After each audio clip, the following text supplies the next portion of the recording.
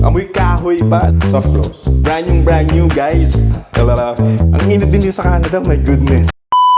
Guys, another day, another property tour na naman po tayo ngayon. And currently, nandito po ako ngayon sa Calgary, Alberta, sa community ng Belmont, sa may southwest. And samahan nyo akong i-tour ng konti itong open house ko ngayon. This is built by Morrison Homes. Brand new guys. 2025 build. Amoy kahoy pa. Alam naman mga bahay dito sa Canada, amoy kahoy kapag pumapasok ka. So, meron po siyang garahe. So, paglabas natin dito, meron siyang driveway right over here. Tapos, meron kang tandem garage right over here po. Tapos yun, furnace yun eh. Furnace, tapos storage room. Pero ito, tandem garage siya. So, pwede, dalawa ang kasya dyan. Tapos, meron ka pang driveway. So, bari tatlo. Yun nga lang, ang hassle doon, halimbawa, meron kang gagamitin mo yung nasa likod na sasakyan mo, iuusog mo muna yung nasa harap na sasakyan. Tapos, pagpasok po natin, guys, ito na, meron tayong closet right over here.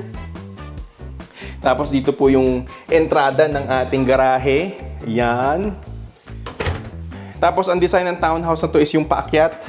Mag-akit mo tayo sa hagdan.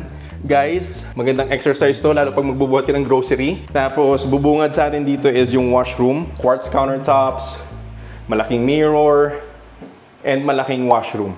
So, maganda magmuni-muni dyan kapag nagpupoop.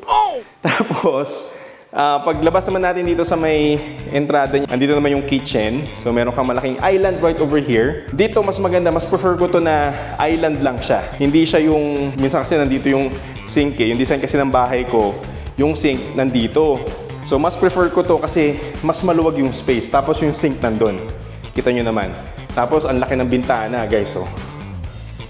Tapos, may white backsplash tiles. Tapos, lahat na to soft close. Sorry. Isa pa. Soft close. Yan. Lahat yan soft close, guys.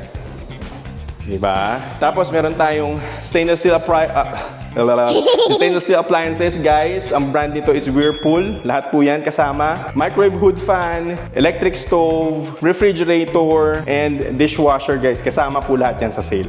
Tapos, guys, dito naman sa area na to, ito naman yung magiging dining area. Right over here. Tapos, andito yung living area niya. And then, meron tayong balcony, guys. Ito, oh. Ito, hindi ko mabuksan. Ayan yung balcony natin. And, tataka ka yung pinto na yan. Yung pintuan na yan is storage. Oh, di ba? Merong storage, guys. Tapos, meron kang linya ng tubig dito. Tapos meron linya ng barbecue right over there. So kung gusto mong bumili ng barbecue gas. And then pagpasok naman natin, guys, dito sa may kwarto, tataas tayo, paakyat right there. So nandito yung 3 bedrooms, tapos merong full bath, and then yung laundry natin. Second level yung laundry. And then ito yung common area washroom. Meron kang shower, tapos malaking mirror din. Super nice. Tapos ito yung guest bedroom. Ito yung guest bedroom niya. Tapos yung closet, hindi na siya yung parang, yung pa butterfly open, sliding door siya. Which is, you know, nakaka-save ng space, at least for me. So, slide mo lang siya, yun ang closet mo. Tapos guys, ito pala yung yung view dito sa may kwarto. Ang init. Kala nyo sa Pilipinas lang mainit. Ang init din sa Canada, my goodness. So, ito naman yung second guest bedroom right here. Same thing. Sliding door yung closet niya. And then, punta naman tayo sa master's bedroom, guys. Ito yung master's bedroom. Laki ng bintana, oh. Halos buong pader, bintana. Oh, ang laki niya, no? Right there. Ganda ng view.